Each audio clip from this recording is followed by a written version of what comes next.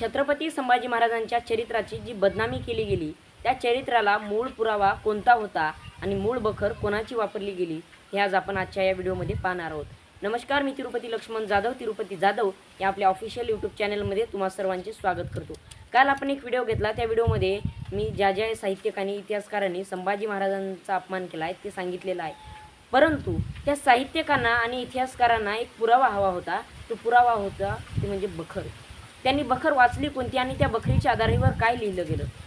सर्वात महत्त्वाचं म्हणजे सभासद बखर। सभासद बखरमध्ये छत्रपती संभाजी महाराजांचा अपमान केला गेला आहे, परंतु कुठल्याही इतिहासकारांनी त्या सभासद बखरचा पुरावा वापरलेला नाही। थोडाफार वापरलेला असेल, परंतु सर्वात जास्त जर कोणता पुरावा वापरला असेल तर ती म्हणजे मल्हार रामराव चिटणीस यांची बखर। मल्हार रामराव चिटणीस हे कोण होते हे देखील आम्हाला समजून त्यांची बखर वाचली पाहिजे। मल्हार रामराव चिटणीस यांचे खापर पंजोबाला छत्रपती संभाजी महाराजांनी हत्तीच्या पायी दिले होतं हे देखील आम्ही समजून घेतलं पाहिजे। आपल्या खापर पंजोबाचा जो अपमान केला गेला, त्यांची जी हत्या केली गेली त्याचा बदला घेण्यासाठी त्यांनी छत्रपती संभाजी महाराजांची बदनामी केली गेली। मुळात मल्हार रामरावांची जी बखर होती ती बखर केव्हा लिहिली गेली हे देखील आम्हाला समजलं पाहिजे। छत्रपती संभाजी महाराजांच्या मृत्यूच्या 122 वर्षानंतर ती बखर लिहिली गेली।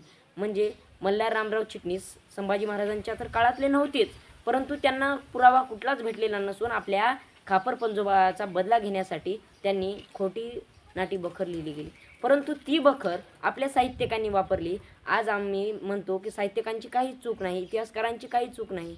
जसे की राम गणेश गडकरी यांनी राजसन्यास लिहिलं, पुबा भावेंनी जे काही लिहिलं, त्यानंतर ज्या इतिहासकारांनी न्यायमूर्ती रांडे असतील, रियासतकार असतील, परंतु यांनी त्या बखरीची चिकित्सा करणं हे फार महत्त्वाचं होतं। एखाद्या इतिहासकाराचं काम असतं, एखादी पुरावा सापडला तर त्या पुराव्याची चिकित्सा करणं, त्याचा शोध घेणं आणि मग आपलं पुस्तक प्रकाशित करणं, परंतु आपल्या साहित्यकांनी किंवा इतिहासकारांनी कुठल्याही प्रकारची त्यावर चिकित्सा केली गेली नाही होती हे देखील आम्ही समजून घेतलं पाहिजे।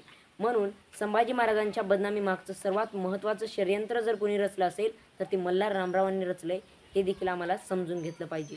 मुळात छत्रपती संभाजी महाराजांचा इतिहास वासी बेंद्रे, डॉक्टर जयसिंगराव पवार, डॉक्टर कमल गोखले, त्यानंतर सध्या संभाजी ब्रिगेडच्या माध्यमातून चांगली पुस्तके प्रकाशित करून संभाजी महाराजांचा चांगला इतिहास आज आमच्यापर्यंत पोहोचतोय। जय जिजाऊ, जय शिवराय, जय शंभूराजे। धन्यवाद।